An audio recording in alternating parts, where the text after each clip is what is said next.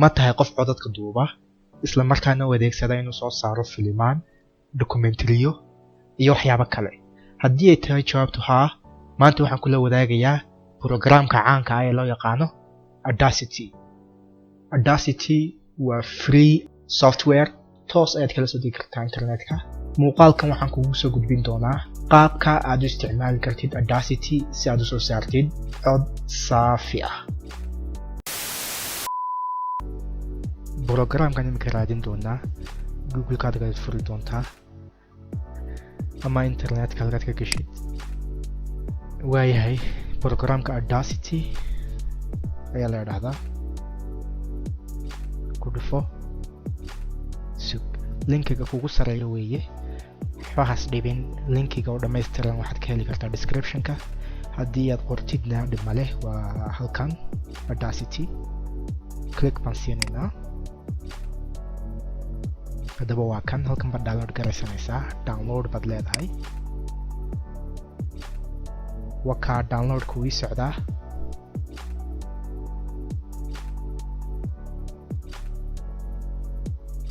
markaa programkaaga waad furaysaa.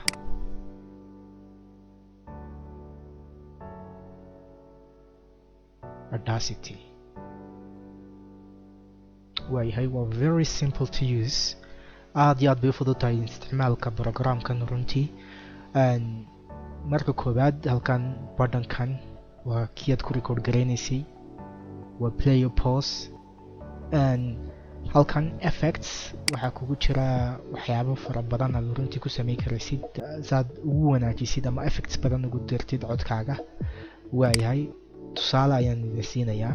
codkayga ayaan duubi doonaa, marna waan duubi doonaa, marka dambena waan ka shaqayn doonaa, waan isla arki doonaa.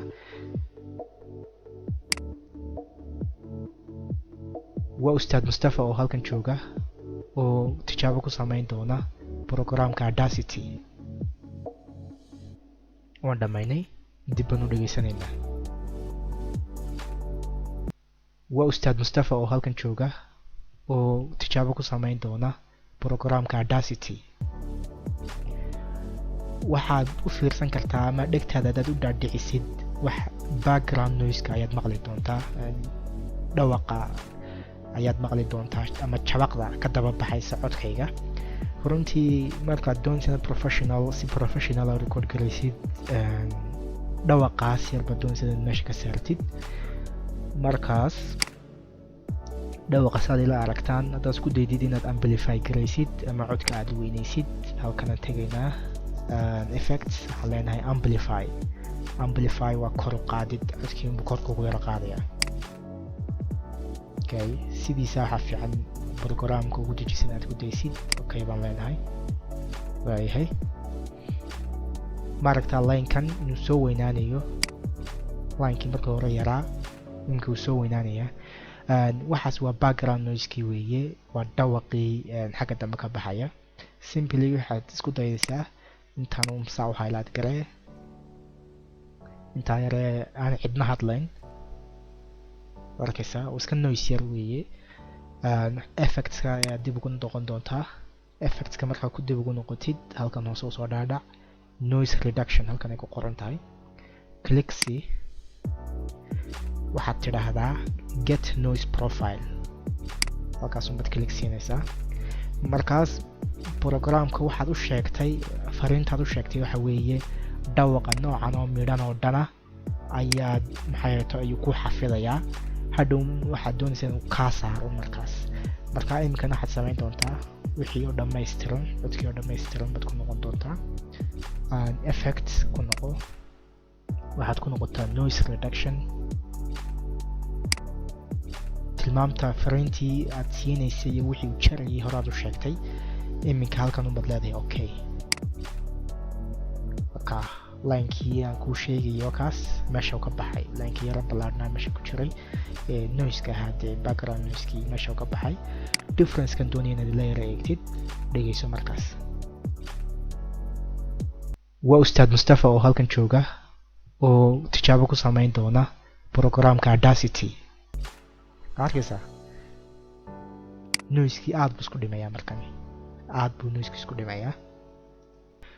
waayahay intan buluuga ahee waaweyn waxa weeye waa waveskan aad arkaysid waxa weeye codkii saxda ahaa ee la doonayay inaad gudbisid laakiin wax kastoo u dhaxeeya labadan qolo ee dhexda ugu jira haddii buurbuur yari ku jiro waxaasoo dhan waxa weeye noise weeye iminka halkan noise yar baa ku jira noiseka yarba ka saaraya waxaan nidhi cod saafi ah ayaan doonaynaa inaan samayno waxaan ku noqon doonaa noise reduction click baan siiyey profile baan qaadanaynaa areadaas okay iminkana waxoo dhan baa highlight garaynayaa waxaan samayn doonaa ku noqo control R baadaad taabatid wuu ku xafidayaa waxaan markii waad samayn karaysaa noise reductionkii oo kan control R ayaad samayn karaysaa laakiin sida idiin fahansiiye waxaan ku noqon doonaa noise reduction tallaabo dheer weeye okay baan leeyahay ka isbedelay intii u dhaxaysay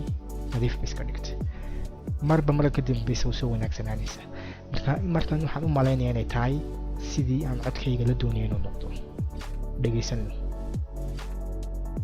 waa ustaad Mustafa oo halkan jooga oo tijaabo ku samayn doona programka Audacity okay aniga waxaa jeer codka markaan duubayo background noise-ka ayaan jeclahay inaan ka saaro kadib codkayga isagoo original ah aan soo saaro laakiin effects haddaad ku noqotid haddaad halkan timaadid reverb oo kaas click C halkan preview tiira dhageysan karaysaa adaan go-aan qaadana okay oo dhan sidii uu dhawaqa u samayn doona sii dhegeysanayna marka preview click baan siinaynaa waa ustaad Mustafa oo halkan jooga oo tijaabo ku samayn doona programka okay anigu saan idin sheegay ma jeclin inaan waxaa ku sameeyo sidoo kale waxaad soo auto tune programkan auto tune-ka ayaad plugin ahaan baad u isticmaali kartaa auto tune kana fanaaniintu hadii jeer ay isticmaalaan si codkooda ugu qurxiyaan iminka auto tune baa lagu jiraa programka kuma soo degin auto tune-ka adiga si gaar ugu shubanaya saad ugu isticmaashid haddii aad xiisanaysaan auto tune-ka saa loogu sameeyo Audacity-ga lagu isticmaalo comment-kayga soo weydiiya video baan kasoo samayn doonaa insha Allah haddaba markan auto tune-kan ayaan eegi doonaa codka suu wax ka bedeli karo waa ustaad Mustafa oo halkan jooga oo tijaabo ku samayn doona programka Audacity waad arkaysaa xoogaa buu isir bedelayaa moogtahay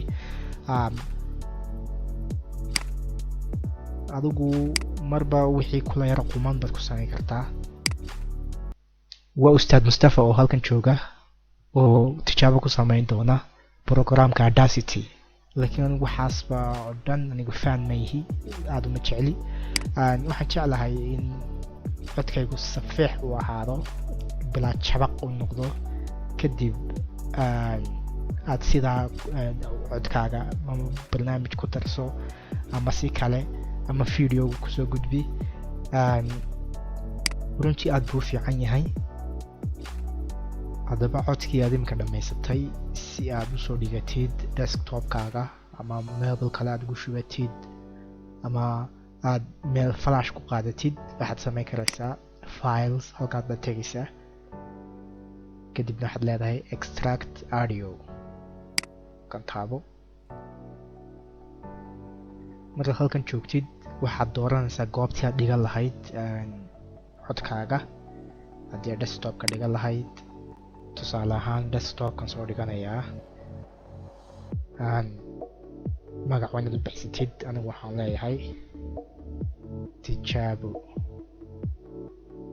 save baad leedahay markaas okay baad leedahay